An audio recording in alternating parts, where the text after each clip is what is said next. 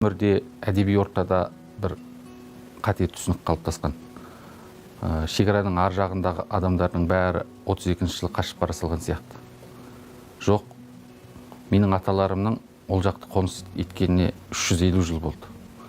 Кезінде Абылай ханның жарлығымен барған олар. Судың басы сенікі болмай, жер сенікі болмайды деген немен тапсырмамен Іленің, Ертістің, Емілдің басын алу үшін барған. Және ол жерде қазақтың өте үлкен мәдениеті болды. Қазір тағдыр қыл үстінде тұр дегенмен,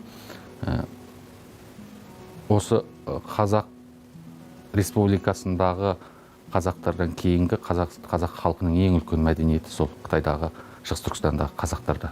Ол жерде өте үлкен әдебиет бар. Кәдімгі әлемдік деңгейдегі мықты жазушылар бар. Кезінде алаш қайраткерлерімен тізе қосып жұмыс істеген, баяғыдан елшілдікке ұмтылған сондай ел бар ол жерде. Кезінде Кенесары хан тағына отырған кезде де сондағы қазақтар ханның сыбағасын жіберіп, біз кигіз туырлықты алаштың ханына бағынамыз деп жазған хаттар әлі күнге дейін архивте түпнұсқалар сақталып тұр. Менде де бар ол.